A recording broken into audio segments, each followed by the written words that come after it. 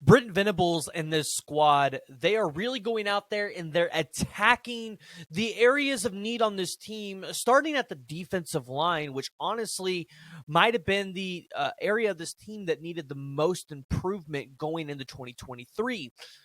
But before I get into it, please go ahead, hit that like and the subscribe button. Let me know what you guys are thinking down in the comments below about the two most recent additions for Brent Venables and the staff.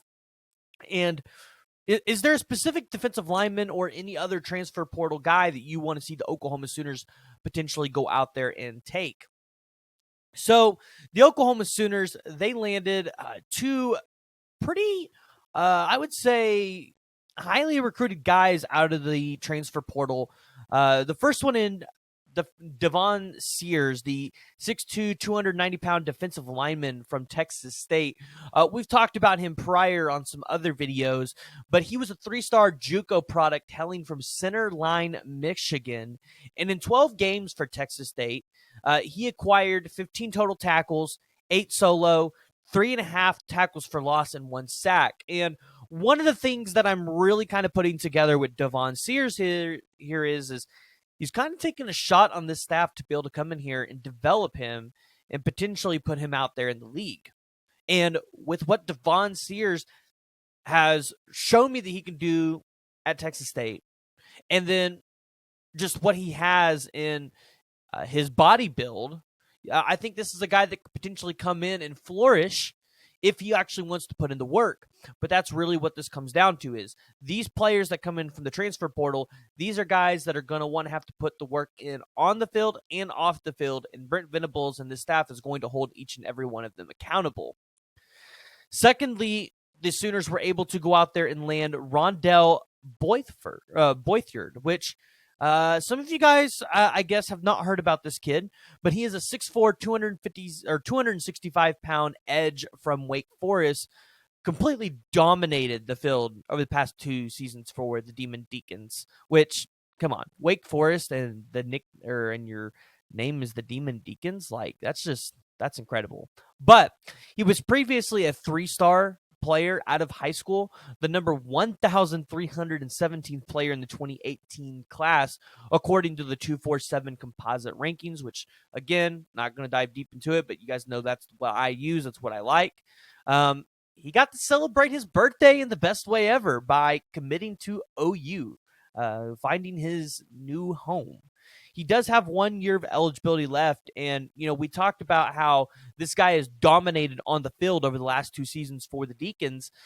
In his career, 4 seasons at Wake Forest, he's had 136 total tackles, 31 tackles for loss, 16.5 sacks, and 4 forced fumbles. And we're going to get into why those stats are important here in a second. But in 2022, this past season, he had 30 total tackles, 6 sacks, 8 tackles for loss, and 2 forced fumbles.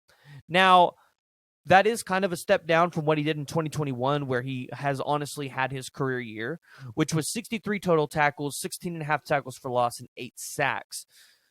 And ultimately, when you look at what he's going to be able to bring in, just depth-wise to this defensive end room, there's no reason why the Sooners should not be able to get to the quarterbacks. No reason. So you have Ethan Downs, who landed all Big 12 second-team honors this year, and he'll be heading into his junior season. So he's going to be a pretty tenured player in this defense and on this team now. He has 52 total tackles in his career, 16.5 tackles for loss, 5 sacks, and 1 forced fumble. So I look at it, and those are pretty good numbers for a sophomore heading into their junior year. And then you've got Reggie Grimes, who will be heading into his senior year, who we've actually had here on the podcast as well with Ethan Downs. And he's had 43 total tackles, 11 tackles for loss, 7.5 sacks, and 3 forced fumbles. So Reggie Grimes has also been another guy that's been an impact player, maybe not as high on the tackles for loss as you would like to see, but with 7.5 sacks, this is a guy that definitely gets to the quarterback. And then you have the freshman R. Mason Thomas, who will be heading into his sophomore season, who had 7 total tackles this season, 1 tackle for loss, and half a sack. And then we all know the guy that everybody's been talking about, the 5-star edge, PJ Adebawore, which with this addition of Rondell, this is kind of where I'm starting to get. Is Brent Venables going to play PJ Adebawore the first season?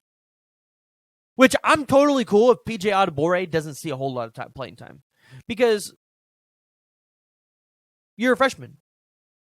You got to be able to go out there and prove yourself. And although I think PJ Adebawore is going to be one of the best defensive ends Oklahoma has ever seen here, okay, maybe ever seen is a stretch, but definitely one of the best defensive ends that we've had in a long, long, long time. I think it's important that he sits down, he puts on some weight, puts on some muscle, because I've seen this kid in person. He needs to put on some muscle. He needs to put on some weight. But, I mean, you can say that with a lot of guys. And I feel like it's important for him to sit down, do all that, develop a little bit with Schmitty and the staff, learn from guys like Rondell and Reggie Grimes. And I think, Jonah Laulu, I think, even plays on the D end. And listen, Jonah Laulu is going to be incredible this next season. I think he's going to have a breakout season because you started to see towards the end of the season that he really started to pick it up. But that's my thing with PJ.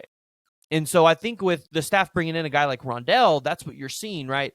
They're bringing in veteran leadership into this room to be able to help guys like Ethan Downs and PJ Adebawore and R. Mason Thomas and those guys, so that when they get to this level, they can help teach the younger generation of defensive ends for the Oklahoma Sooners. So 2 great pickups by the staff. Like I said, they are 100% trying to attack the needs of this team, and they did that also in the class as well. You saw them for 2023. You saw them, like I said, they took PJ Adebawore. They took Derek LeBlanc, which I think Derek LeBlanc is going to be a star here. I think there's a potential you could see him a couple times this season.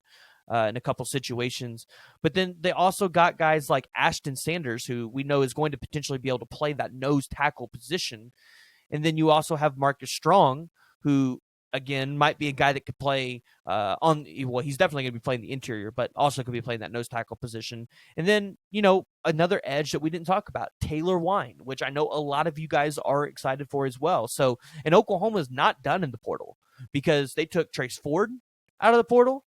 They took Jacob Lacey out of the transfer portal, and they took Dason McCall out of the transfer portal. Now, Dason's probably going to play more of a cheetah role, but you could see him slip up to that edge a little bit as well. So this is going to be a very interesting season for the Sooners.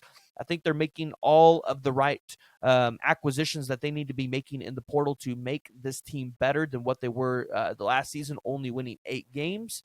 But only time will tell, and only time will tell us once they actually hit the field. So go ahead, jump down in the comments below. Let me know what you guys are thinking about the 2 most recent additions for Brent Venables and the staff. And is there a specific player in the transfer portal that you guys would like to see the staff go out there and take?